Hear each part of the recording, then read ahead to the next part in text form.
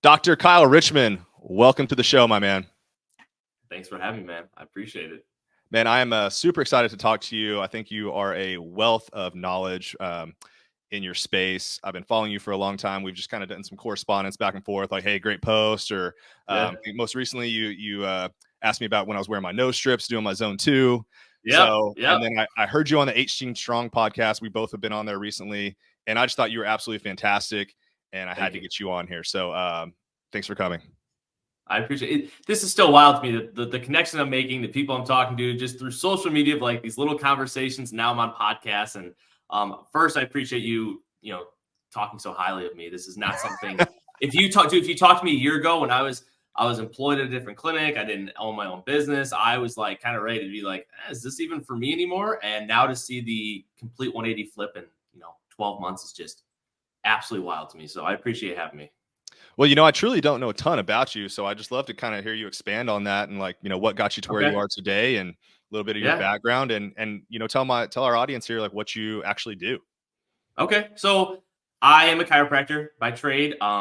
Based off social media, a lot of people don't know that because I don't like to promote that too much because when people hear chiropractor, there's a preconceived notion that you adjust everybody, you send them home. I'm way different than that. And the whole reason I got onto social media was to show people that, right? So I graduated chiropractic school in October of 21, worked for somebody for about a year and a half, just wasn't happy where I was at. I was really trying to start social media. I was actually kind of told by someone that it was not worth my time. I was kind of wasting time on social media, which I found hilarious looking back now. I got an opportunity to open my own clinic. So in June of this last year of 23, got the keys, and within 60 days, we flipped it all, opened the clinic. At that point, my social media has been taking off at the same time. So I had a little bit of stability there to be like, hey, if I go out on my own, like I have something here. I had like 20, 30,000 followers. I was starting to gain traction, some coaching programs, you name it. Fast forward to August of 23, open the doors of the clinic here. I've had full autonomy to do what I want. And now I'm trying to balance a in-person and online stuff. And the online stuff and the people I've met, the rooms I've been in, the companies I'm being asked to work with is just it's changed my life. So it's funny to just introduce myself as a chiropractor now. People call me like an influencer and stuff, which is just hilarious. I literally thought I was going to have social media graduates. I was like, that's stupid. I'm not going to use Instagram or TikTok. That's dumb. I don't need that. Turns out it's the best form of marketing, and it shows people, peel back behind the curtain, what a chiropractor can be. I fell into the whole mobility thing because it was something different. It was something that I enjoyed. It's something that got me through school because I don't know what you're familiar with chiropractic, but when you go to school, you're just basically taught adjust everybody. It'll solve everything and continue on with life. And I'm sitting there in like my second trimester going, this doesn't make any sense. I knew chiropractic had a lot more to offer, but school literally just taught you like, this is it. So I fell in love with like FRC stuff because of COVID. I ran with that, learned the entire system. And I was like, okay, this is something that I can really benefit from.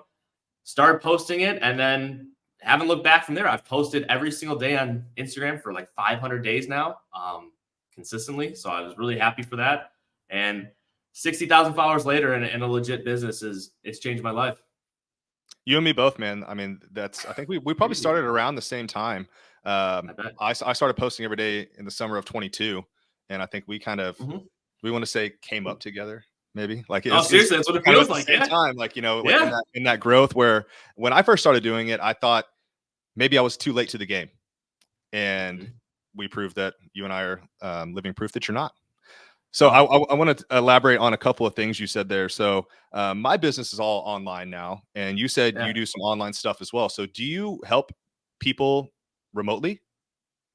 Yeah. So this is where in chiropractic, we can't say I'm treating. I can't call them patients. I do pain coaching, right? So I can take my knowledge from whatever I've learned, chiropractic, all this stuff, and work with people remotely in the sense of a lot of pain stuff. I just need to be able to talk to them, show them things, teach them, they're okay to move. They're okay to do this stuff. Obviously, we rule out red flags and things that, oh, maybe this is something I can't handle. But I work with people from Sweden, Australia, England, France. I mean, you name it. It's been all because of social media, all throughout the US, companies and everything. But it's allowed me to take the clinical approach, like, hey, I can help you get out of pain. And I also help you figure out how to maintain this through exercise.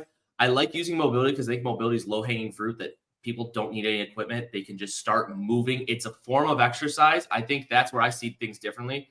You don't have to have crazy mobility. The stuff I post is just to show cool things. Realistically, I use cars, lift offs, pails, rails, just to get people moving and out of pain, and then maintain getting out of pain, and then slowly program that into getting them into the gym. Hey, you've learned how to use your hip. Maybe let's start teaching you a lunge or a back squat. And then I kind of intertwine that together and I write programming for them. So it's walking them through that whole process, because I think in healthcare, it's you go somewhere, you get rid of your pain, and then that's it. They're done. And then they run back in the same cycle over and over and over. They may have back pain chronically for years because they go somewhere, they get adjusted, scraped, taped. Oh, I feel awesome. No one told them anything about lifestyle changes, strengthening, exercise, and they just fall back in the same thing. So I've found this little niche where I can basically bring them full circle. I might work with someone for anywhere between 3 months to a year. I've had some clients for years that just love having the relationship, the programming, and all that. But yeah, I do a lot of coaching now because of social media. I love that. I'm definitely going to be sending people your way. Appreciate that. I am in no way a pain or injury specialist. And, you know, I have about 500 people that do my Lift Heavy Swing Fast program now.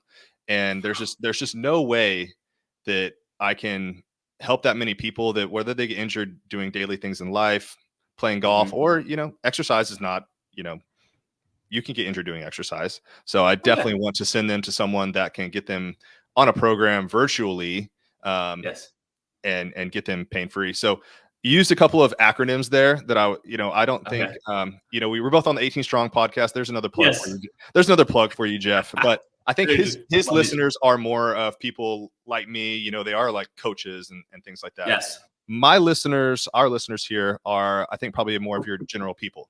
So could you kind of expand? And you're the second what do you like to be called? Physical therapist, chiropractor? Technically, I have to be called chiropractor. I started calling I use physical therapy. Those guys get very upset because we're supposed to be two different things. But when you look at the top of chiropractic and physical therapy, they're almost the exact same. They should look almost identical. But anyways. Okay, so you're the second person in your field that has told cars was the first thing out of their mouth.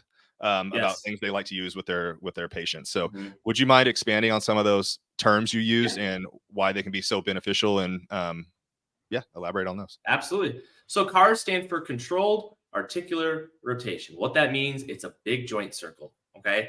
Why these are important? Because there's a wide variety of ways I can use this. Let's give the example of a shoulder. I can have someone move their shoulder in its full range of motion. One, we can use it to help decrease pain. It's just get some movement in the joint. We know that's super beneficial for therapy. Two, I can start adding load and weight to them and training that range of motion in a little bit of a different sense. Three, I can teach them how to use their shoulder different from the rest of their body. So we can start disassociating things. Okay. So if someone goes to usually move their shoulder overhead and they throw their low back into it, their upper back, their neck, well, now we're compensating, which is not a bad thing. But if I want to make someone's shoulder better, I can have an exercise that solely focuses on their shoulder. So warm-ups, actual strength training, mobility, you name it. There's a wide variety. I use them from rehab to training people, like legit hold on to this 10-pound dumbbell and do the slowest shoulder car you could do of your life. And that's training. So there's a spectrum where I can progress people. I think a lot of people just see, hey, they just do these quick warm-ups online, but I love it because it can be used from 10-year-old people that come to my clinic to 90-year-olds can use this stuff for joint health. The other things I used were lift offs. It's end range training. So when you get towards your end range of motion, you're trying to strengthen that with small movements. That's a lot of the mobility based things you see. If we have a range of motion, we tend to stay in the middle for most of it. We don't usually train all the way to both end ranges. So we get really strong in the middle and we neglect the outsides. And then we usually have overuse of the inside stuff. It's a really layman's way of putting it. And I think I also said pails and rails. Those are isometrics.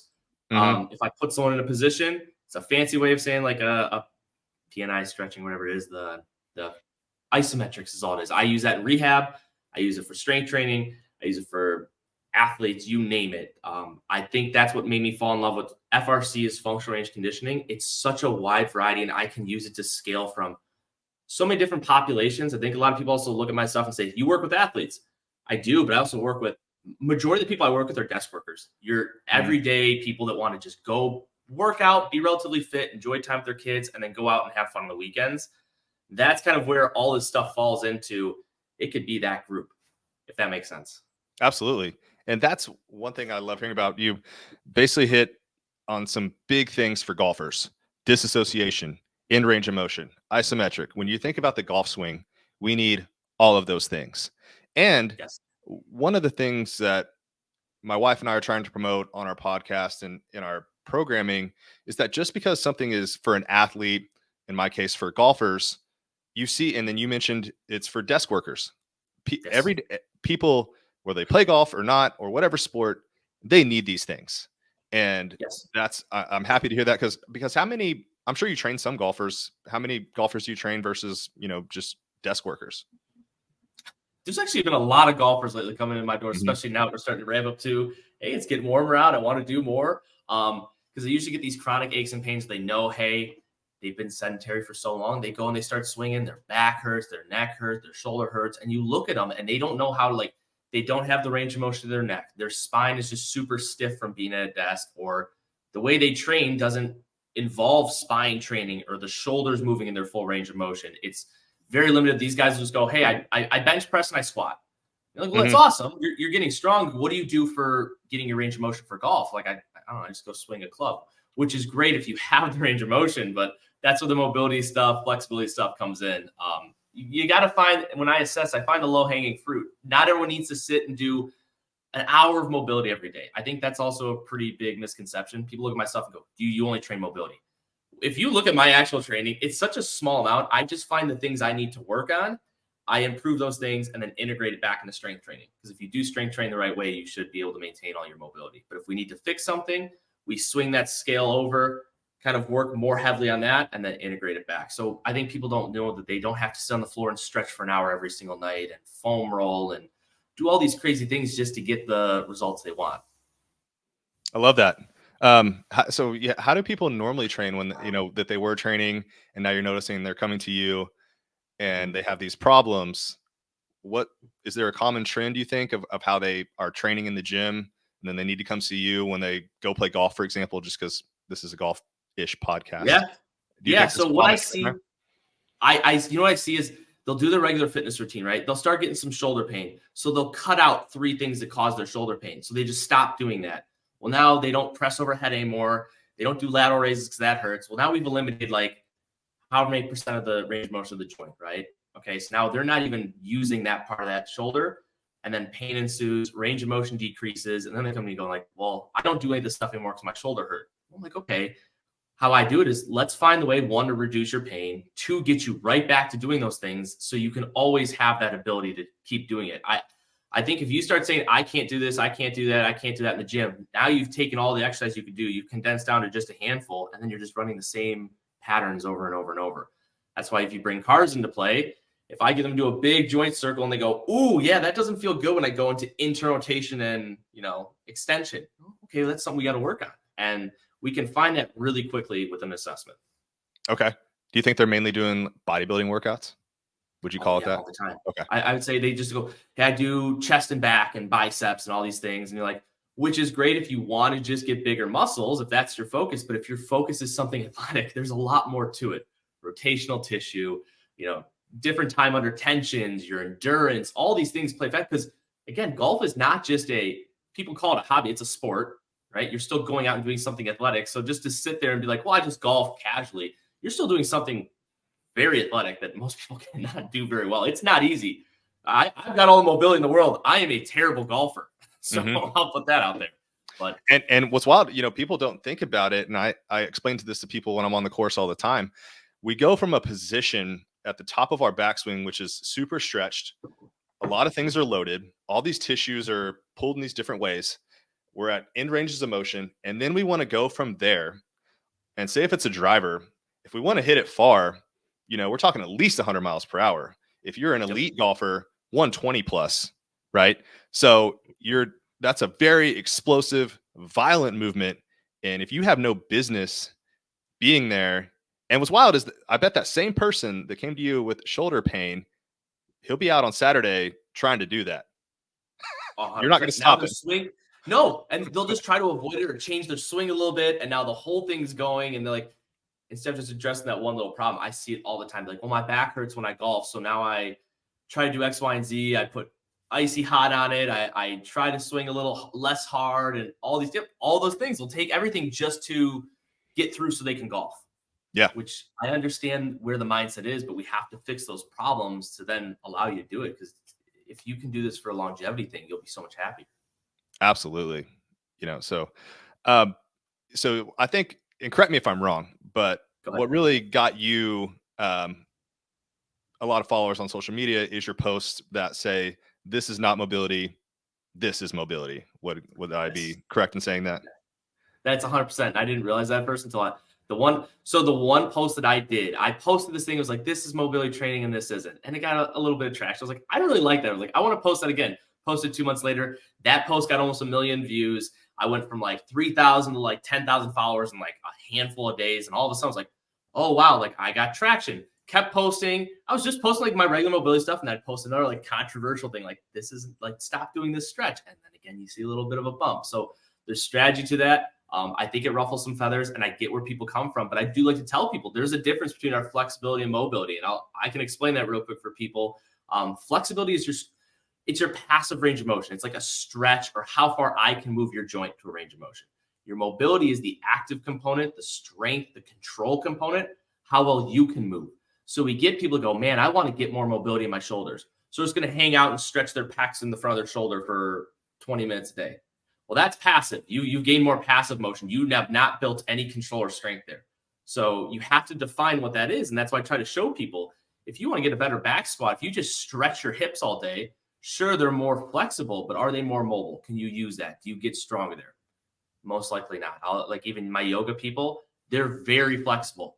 When you talk about mobility, they can't lift their foot off the ground and a lift off to save their life because they're not strong there. So when I make those posts, it does get people heated. And I understand why, because I think it's a very big misconception with those two terms. They get really just thrown out, however. But I found that really quick. That was a little hidden gem that I can post to really stir some people up. Well, it's different. You kind of made it your own. And when you find something like that, my social media content manager, she would call that one of your pillars of your content that you create. And you said a couple of things there I want to address. You know how many times because one of my pillars is that I give bodybuilding some shit. Like I say that, if you're going to be a golfer, bodybuilding is just absolutely not the optimal way to train in the gym, period. And I think we've kind of discussed that here a second ago. But what I get a lot of the times is people will just say, well, add in some yoga. And you just kind of debunked that and was like, well, shit, here's these people that just do yoga and they don't have any mobility. So I think people look at me and they go, how much do you stretch? I hardly stretch. I think stretching has very few reasons outside of its ability to help you relax, put your phone down and just get in a meditative kind of position and breath work. I think it's great for people who need maybe some post-surgery stuff. We're looking at some scar tissue things, just time under tension. Awesome. If you want to get more mobile, you probably don't need to stretch. You only have so much, we can go in the whole science of stretching, but there's a time and place for it. I don't think it's nearly as much what people want. They go, yeah, I'm just going to do yoga and stretch and I'll be fine, but I'll still go bodybuild. So they're training the same range of motion over and over and over and over and over. It's the same. You don't see go look at professional baseball players. The best pitchers in the world. Are they bodybuilding every day?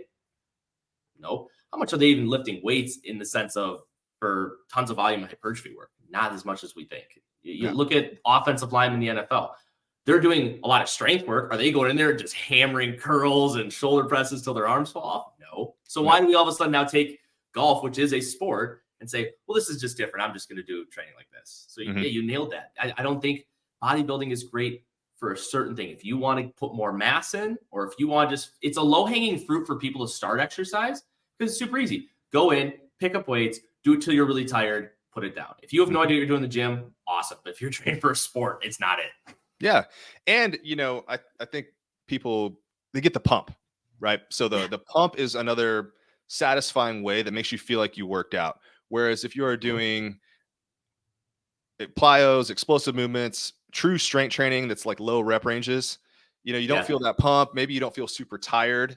So I think they rely on that, or they might rely on like a CrossFit, like high intensity interval training type circuit work. And so I got one more thing about your mobility posts and what really drew me to them. And because you can definitely tell the difference between what you are describing as mobility and what you are teaching as mobility versus what you'll see a lot of people do for mobility. And I have a feeling this may be where you got some of the inspiration for this. So if you take a movement, I think an easy one to think about would be like the 90-90 rotations. And maybe you have a better word for it, but that's what I call them. Where you're going from, you're sitting on your butt, your legs are in a 90 degrees position between your upper and lower leg, and you're rotating side to side, and you try to keep that 90-degree angle. You will see a lot of people that just turn that into like a lumbar spine twist, right? And I think that's one of the things that like I really caught on to. I was like, okay, he's giving some valuable things, because you also need to be stable and work on the parts of your body. For that exercise, the target is the hips, right? And you are showing people, here's a better way to be in that position, get the results without kind of borrowing mobility from something you're not trying to train. Oh, 100%. Yeah, I get dragged through the dirt on these because I'll put somewhere it's like, hey, if you want to increase it, and I specifically say hip mobility, you want your hip to have more range of motion that's usable. Why would you crank on your lumbar spine to do that? If you need to do that motion, it's fine. Like when you go to golf, you're going to integrate everything. Everything's moving together. But if I want to make one thing better, I should isolate it, take out all the variables, make that move better, and then integrate it back in. So I really try to show that if you want better wrist mobility, you're not going to take your whole elbow and arm to do it. You're going to use just your wrist. Same thing with any other joint. So people go, well, no, that is still mobility training. It is mobility training because you're doing something active, but is it hip mobility training? No. And that's where I really started to find that people don't understand that. Like, yeah, you're getting less range of motion overall, it looks like, because my hip isn't moving as far, but I am isolating just that joint. That hip is getting better. So I understand where people come from in that, but my whole goal is if you come to me, I want to make sure that joint is moving the best it can. I see that like if I'm doing a table test on somebody where they're laying on the table, I have them on their back and I'm moving their hip in rotation. I move them into rotation. Their whole back kicks away just to get that range of motion. You go, well, you have no internal rotation there. You created internal rotation by moving your lumbar spine. So break it down, make it better, then go ahead. And that's why I get people, hey, let's go back to your golf swing. Oh, wow, I can move a lot further now. Yeah, because now your hip moves. Yeah. I love that, because, that's just something that's out there. Like maybe it doesn't, you're right, it doesn't look as cool. It's like, well, that's not really doing a whole lot, right? But when you break it down, if you can get that hip just to move a little bit more, right, then you get so much more in that backswing, because you're still going to, like you said, you're still going to incorporate a lot of the other things too. But if we got that joint that we're targeting to move just a few degrees more, we're talking moving up the chain, and everything else is going to move better too. Yes. Yeah. If you get 2 degrees more of hip internal rotation, how does that translate to your swing? We're talking way more degrees in your swing, which in golf, it's a small numbers game, right? A small improvement in terms of range of motion or the amount you can bring your golf club back changes everything. You know that. Oh yeah. And I like to think, when you start, when it's like the hip, you get so much more range of motion everywhere. And it's, and a lot of golfers don't have it. I mean, men, I think notoriously have tight hips, right? So, getting that going, and like they said in, was it Happy Gilmore, is like, it's all in the hips, baby. So, hey, you know what though? The population that has the most hip replacements is males in like their 50s and 60s, because when they look at for a hip replacement, they go, do you have pain there? They go, yes. They look at their rotation and go, you have no rotation here. We need to replace it. So if there's one thing that guys can maintain going through their life, if you can maintain the rotational capacity of your hip joint, because a hip is a ball and socket joint, it needs rotation more than anything. As if we sit and we don't do anything, we never use it. Name an exercise in the gym that focuses on pure hip rotation. There's none. You don't bodybuild your hips. You don't specifically do your hips. You integrate with a squat, a deadlift, a lunge, whatever, but we don't take that joint moving on its own. Right. Yeah, so. That's awesome. And I just love seeing that, because you do see a lot of the cool looking mobility stuff, but if you have an eye for it, you realize that, okay, that just looks cool. I don't really know what it's accomplishing. Like when you see someone do a hip airplane on a Bosu ball, standing on the flat part, not the squishy part, ball down, right? Yep. And I see that, and I just see wobbly ridiculousness. To put it into, just because you can doesn't mean you should. That's what I always say. Even with rehab, I see that with people like ankle sprains, they're doing all this crazy stuff, and I'm like, I just treated an ankle sprain last night.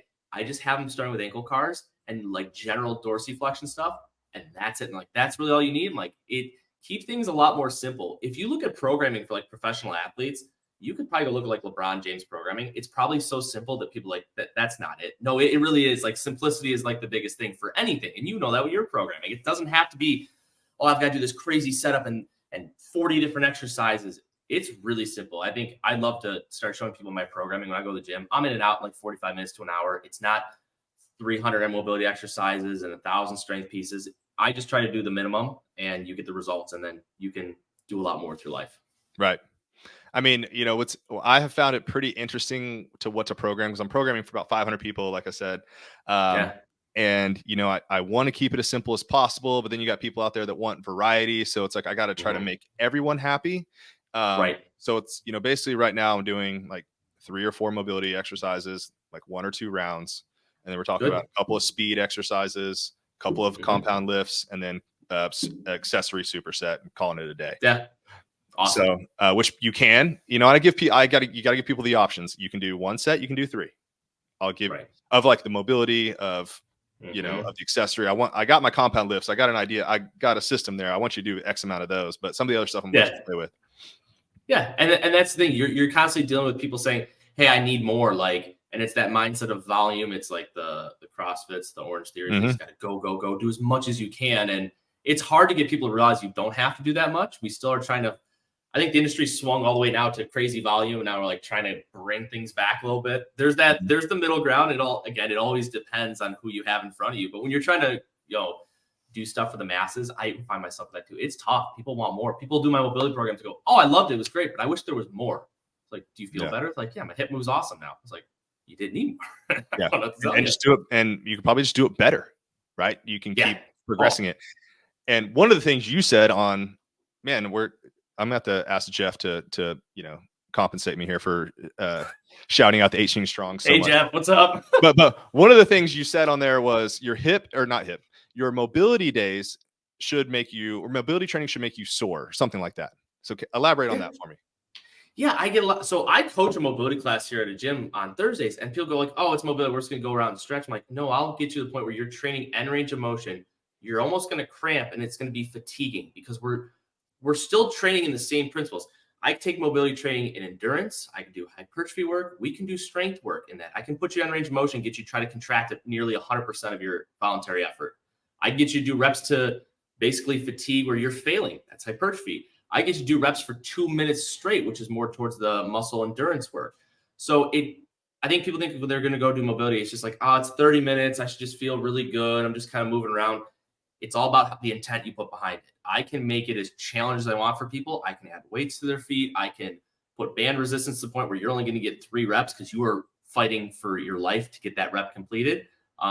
You should be sore. You should feel like you worked out. Now, are you going to have the same heart rate as doing like a sprint workout or like an Orange Theory or CrossFit? No, but will you be fatigued and your muscles be sore? Absolutely. So if you're doing it the right way, you will get, sore and tired. If you're just going to, half-ass it, just like if you were to go to the gym, you could do a 5x5 back squat and get nothing out of it if you're only going to put 40% on the bar. You did it. Sure, you back squat tape, but did you actually work up to 80%? No. So it's the same concept. It all goes under the same umbrella. Mobility training has the exact same principles as strength training, hypertrophy, bodybuilding, endurance. It's all physiology, no matter how you look at it. I don't think I've ever heard someone say that before. So that's really nice to hear, because when I go in and do my mobility, sometimes people give me weird looks, or I've posted it online and someone's like, why are you struggling so hard to do something like that? I'm like, because I'm trying, because it should be hard. Right. Like if I was just going to fuck around and do something to, some half-ass check the box band pull apart. Yeah. But why don't I just go ahead and skip that and just do my workout? Yeah, then you're just wasting. Like, it's all about the intent, right? I'm just moving just to move. You're like, well, if you do it the right way, for example, like the shoulder swimmers, you put your hands behind your head, go all the way back and around and come here. Oh yeah. People look at it and go, dude, that's so easy. I go, grab 2.5 pound plates, stay there, lock everything in, and try to go for like a 20-second rep. And they're like, oh, I can't do that. Well, there you go. There's mobility training. If you just sit there and swing your arms, anyone could do that. That's a general warm up to just get blood flowing. Yeah. Anything else, like when I teach people cars, people go, oh, that hip car looks so easy. I go, okay, let me block you. Don't move your low back. Keep this here. And they're sweating after 2 reps. Yeah. There's your training. The first time I saw someone do those swimmers with a little bit of load was down in Florida. And I give a different Kyle a shout out, Kyle Vassallo. I saw him. He always drank a bunch of Fairlife milk, like the little 20 ounces. And you know, he you got some too. I got, dude. I live off these. These are the greatest things in the world. But yeah, so but he would grab one of those. I think it was full, maybe it was half full, depending on the person. I don't know what the weight was, and he would give that to the person and have them like do that behind their back and like pass it back and forth. And that was his resistance he gave for that. And at first I thought it was kind of funny, but then I thought about it, and you know, I went to do some like weighted swimmers like you're describing.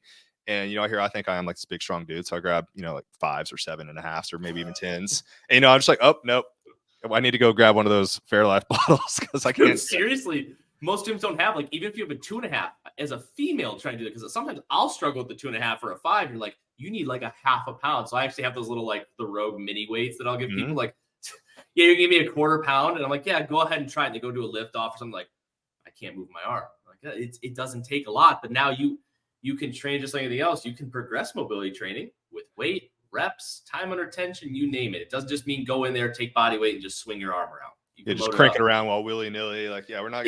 I'm doing my mobility stuff. Here we go. Well, and golfers are notorious for doing this on the range or on the first tee box. They start swinging stuff around, or they grab 2 clubs and they just do a terrible, you know, shoulder bicep curls looking thing.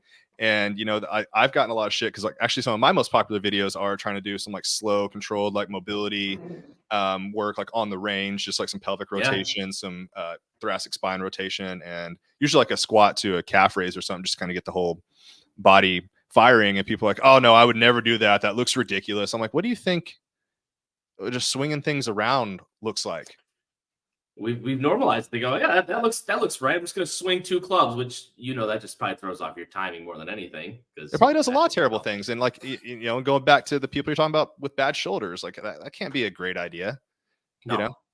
Yeah, just add load of dysfunction, right? If it's not moving well, just add more weight to it and see if it moves better. That's what makes sense. Or what most golfers do is probably a leave and you know, a beer before the round is probably what most of them do. They all live off that all the time. Man. How much ibuprofen you take? Like a lot every day. If I want to golf, I get those people sitting here too. They go, my back hurts, but if I take Advil before I go, I feel great.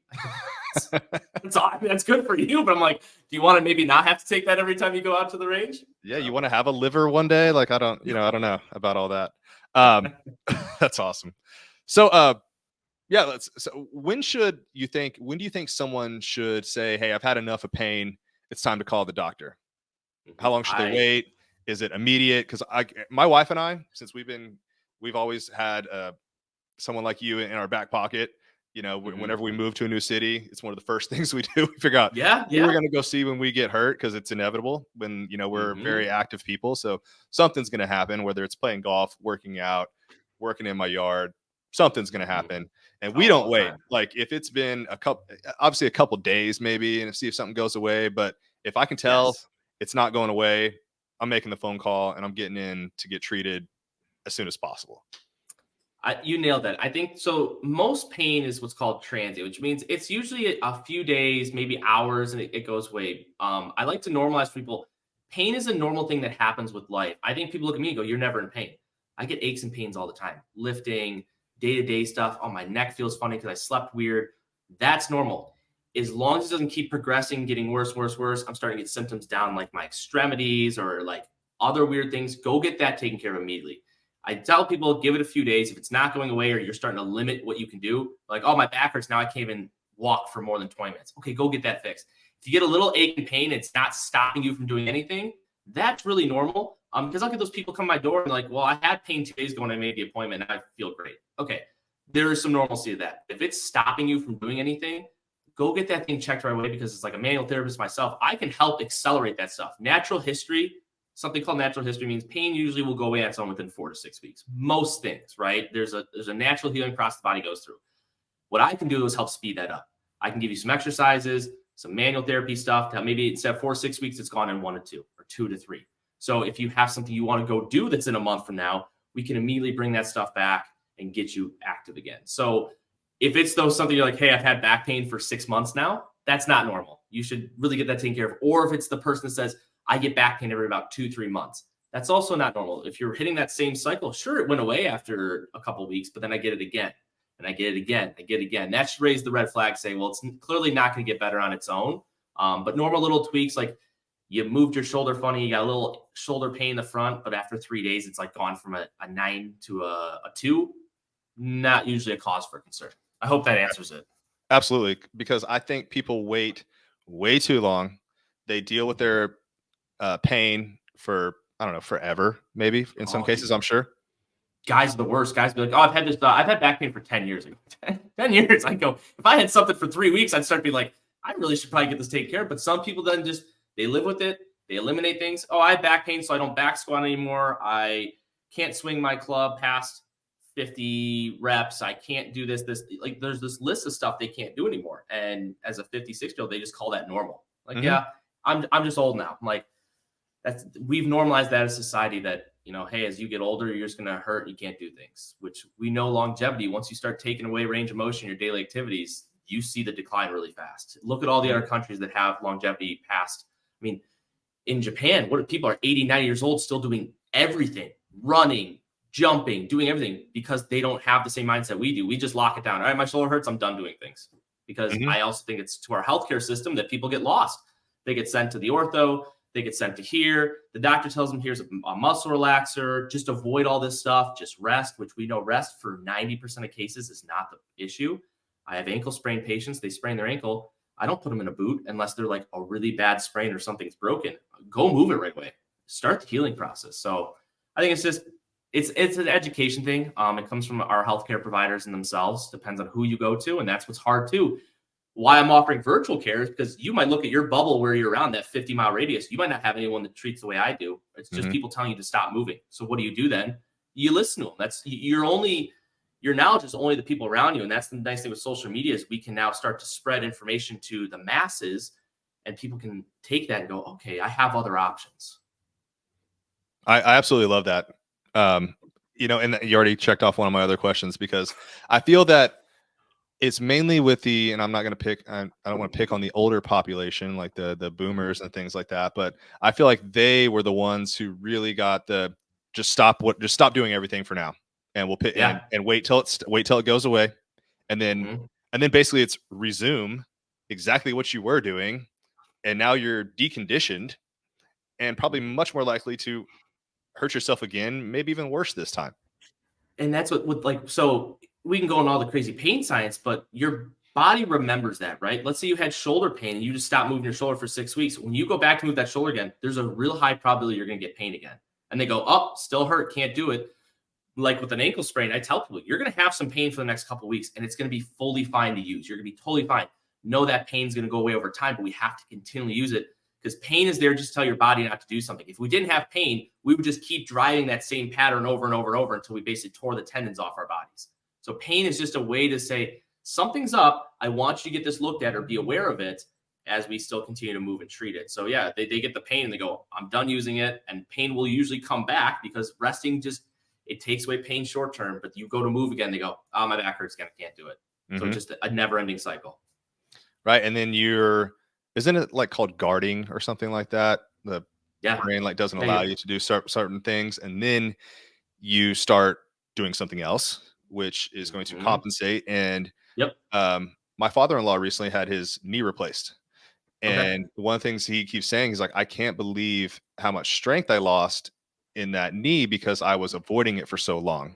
Like I had so much atrophy in that knee because, I just probably wasn't loading it through steps 100%. And just stairs and, every other thing in normal life.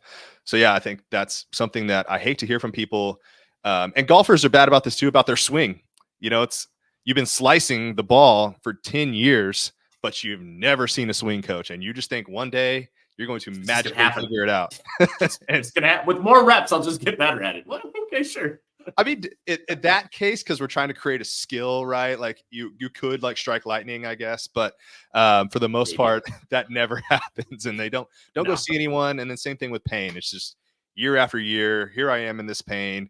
I'm not doing anything about it. I'm just making my quality of life lower by eliminating all these things I love to do, or I'm doing them half-assed, or et cetera, et cetera.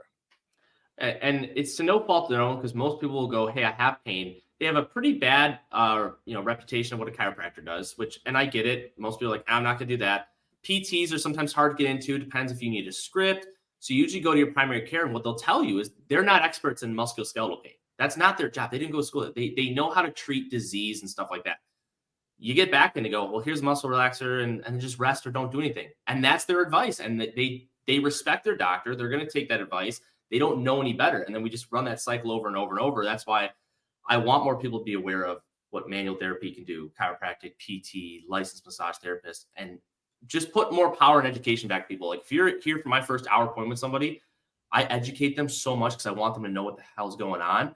And they can take that information and be like, I feel more confident. That's half the battle is just being confident in what your outcome is for your health. Mm-hmm.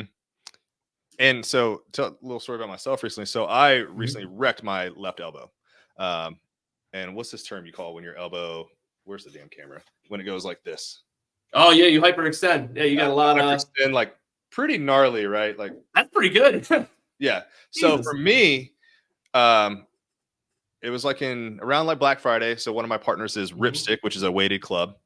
And I went out and made them a video. I made a video for them real quick without warming up. Had some pain in my left elbow. Then here's me being, not always practicing what I preach. Then with this pain, I went and hosted a long drive competition at an indoor golf facility. As you would. Yeah. And I refused to lose. So I'm cranking away on my driver and I destroyed my elbow. And then, so, a couple weeks later, it wasn't working, or, it's getting worse. It's not getting any better, like we just described. So I go see my chiro, and he cracks my elbow, gets my forearm to rotate more, does this, moves my shoulder, does that a couple times, still nothing, and I did the homework and things like that, still nothing. So then I finally went and got x-rays, got the whole thing.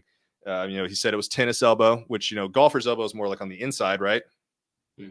And mine was, and it's usually I'm a right-handed golfer, and it's usually on the right side of a golfer. Right hand. So mine's left side, back side, top of the elbow.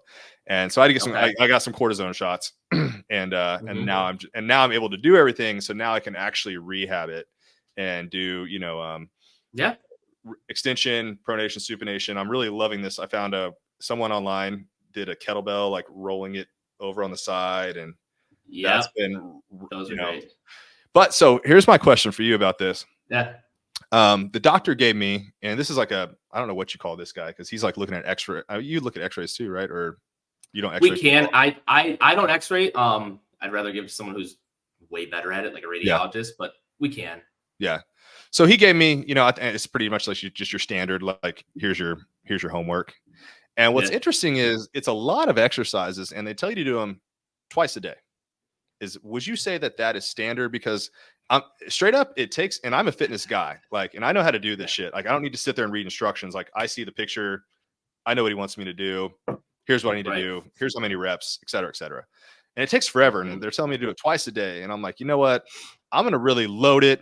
I'm going to do it like every couple of days, because I don't want to do a bunch of band stuff. I mean, bands are fine. But I'm like, here, if I'm going to really get in there, let me try this kettlebell thing. And I'm really going to work on it. I'm going to do that like every other day.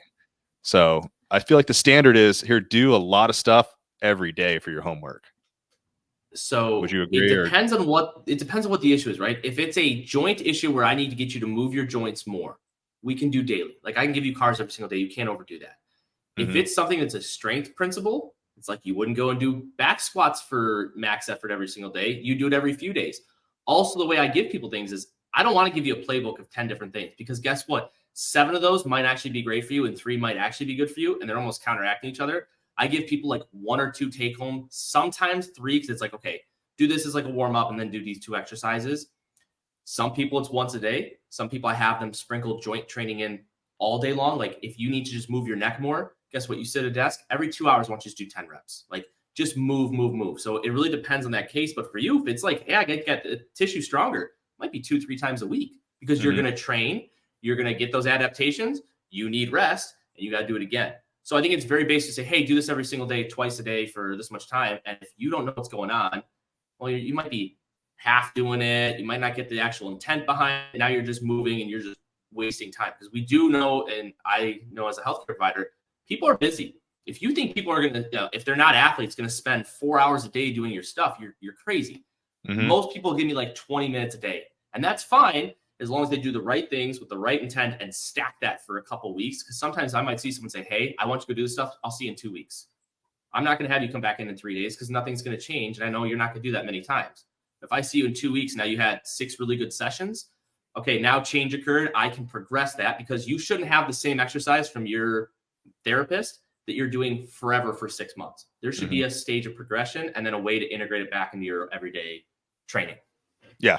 And I think, one of the things this guy missed, I mean, he gave me the cortisone shot. So it's I'd never had one of those before. And that thing is pretty fantastic. He goes, he goes, how fast do you want to be out of pain? And I said, as soon as possible. He goes, okay, I'm gonna give you a cortisone shot. You'll feel better in 20 minutes. It really is. Yeah. Okay. But it was great because now I can actually do the things to make myself better. And yeah, I think one of the things he missed was he didn't ask me he didn't really ask a lot of questions. He didn't ask me, what my normal life is like. Cause some of the exercises he gave me were tricep extension, bicep curl.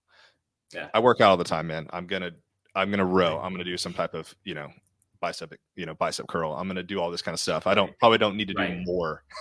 Yes. It's very Gen Pop, right? Like this is just for a regular person, and even then, if you give that to somebody who doesn't even go to the gym, they're like, oh, I don't know what that is. So, case specific. But I'm glad, so the cortisone shot, and this is something I want to hit on real quick for people. There's a time and place. If you just get the cortisone shot and then you do nothing else after, you'll feel great for short term and it'll come back. If you use the cortisone shot to open up a little window for you to now train it without pain and able to get the adaptation you want, awesome. It's the people that go, I got 3 cortisone shots already and nothing happened. Well, no kids. Like just saying that I just took Advil and my shoulder still doesn't move well. Well, yeah, it's the same principle. It's just going to buy you a little bit of time. Same thing like manual therapy. If I adjust you, cup, scrape, whatever it is, I open a small window to decrease pain so you can move more. And then if you move more, we kind of know in most cases that's going to make you feel better. Isn't that kind of why they, some people, I don't really use a lot of foam rolling, but isn't that kind of the case for foam rolling is that you do open a little window for X amount of time to get into better positions and you can work on your mobility essentially? Yeah, you trick your nervous system, or you can like what's called pain modulation. Pain modulation means we basically, okay, the example, you hit your elbow on a corner and what's the first thing you do? You rub it because like that makes it feel better. They run through the same channel. So touch and pain receptors are going through the same channel. So if I put ice on there, heat, I massage it, it's going to make it feel better short term. So now you have the confidence to go move and do things. Foam rolling does the same thing. I can decrease the tension in a muscle. So I have more range of motion. Now I can go train it. It's the people that only do the passive stuff, right? Like we went back to stretching. If I do stretching or yoga more, I'll get more range of motion short term. Then we got to train it. So I'm not anti foam rolling. I still do manual therapy in here, but it's do a little bit of that. Like we do our table work. And then we go do all the things that are actually going to make the change that you can do at home that's going to move the needle. Awesome. And I just want to kind of wrap it up here. What do you think, or what do you see, not what you think, what do you know, like people that come into your door for golfers, what do you think the top injuries are that they have?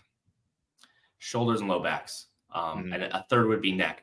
Reason being is we don't usually have the general range of motion of our spines. No one trains full flexion or extension. We're just jamming into rotation constantly. And they do that a lot, but then they just do that motion over and over and over. A lot for the neck too. When you're rotating your torso over, where's your head going? Your head's not following with it. Your head's staying put. So if I tell them, hey, can you actually look over that shoulder? And then they give me one of these, like, well, now you're just forcing through that. And then shoulders too, just because it's so shoulder intensive in terms of our swing. And people generally, when they go to train, just stick with, like you said, the body, like curls, triceps, maybe some shoulder stuff here, maybe some raises. But in terms of rotation, they might do their quick little, warm up before the workout. They're not training that. I love that one. Yeah. Here we go. All right, I'm good. I'm ready to go. I'm like, yeah, sure you are. No, but those are the most, I think spine stuff super common because you get a lot of people that go from desk right to golf. Like they literally just sit all day and then they go, I'm going to go golf, which we know that's just locking your spine, which spine training is, I think, highly underutilized for most people because we have a fear avoidance where your spine needs to just be so rigid and stiff and stable. But what happens with your spine when you go to golf? Does it stay stiff and stable? No. Not even close. So it's a 0 to 100, but that's what I treat probably the most. Okay. And Plug some of your stuff. Like you just started a podcast. You Yeah. got great stuff online. Like tell the folks where everything they can find about you, what you treat, how they can reach out to you, work with you remotely. Because I know a lot of people listening need someone like you on speed dial. I appreciate that. So most of my stuff I go through Instagram. I'm at Dr. Kyle.Richmond. I do some stuff on YouTube. I offer some programs. The biggest thing I offer for people is virtual appointments. So one, you can get on with me and let's just get a consultation going. Let's just see if we're a good fit first off and foremost, right? What do you need? I try to make my stuff fit what you need. It's not like, hey, if you sign up, you're getting 4 weeks of just hip mobility. No, let's find out what you need and I'll tailor it to whether I do virtual calls with you, you have programming in between. That seems to be my biggest thing because I want to take what their goals are and integrate them right back to what they want to do. It's not like, hey, you're going to work with me, stop everything you're doing and go right back to it. So a lot of it's through that. So you can reach out to me. I have links in my bio for that. You can just send me a DM directly. I'm more than happy to help with that. I started a podcast for a lot of guys who are trying to grow their social media. We're geared more towards like the rehab side of things, like chiropractors and stuff and PTs who are trying to get into the space that, I'm in. But we talk about all the same principles for anyone trying to grow their social media page in general. It really does go the same across the board and all the baseline things we talk about. So I've got that online coaching and programming. And then you can just follow me I just try to post free stuff every single day for mobility. Try it, see if it helps you. If you're running into a wall and like, this is not helping me, please reach out and we'll find options that work the best. Absolutely. And I think, we're in the same boat as people look at our content and cherry pick it, to say the least, and think that, oh, well, let me try this, let me try that. But I really like how you said, let's find some things that really work for you. And so that way you can keep going and doing the things that you want to do. Like, for example, some of the people in my program, maybe they can't do a certain type of jump, like a lateral jump is what what one guy today is struggling with. And, he wanted me to give him some strength exercises because I think he said what did he say about his kneecap? That if he moves laterally, his kneecap, like, I think he said pops out. I don't know what the the traction. Yeah, it probably it pops yeah. out. So he was asking me, what can I do for that? And here I am saying, you know what, you need to go see someone like you, like Kyle Richmond. So that way, and exactly what you're describing. Hey, you want to do some lateral movements because golf is a little bit of a lateral game. And lateral jumps are just fantastic to do if you can do them without pain, right? It's a great skill to have. And so that's exactly what you described. Hey, I want to still be able to do this. Here's my problem. What can I do? Exactly. And like you said, they look at our social media. All we're doing is showing glimpses of what we offer. What are the things we can do?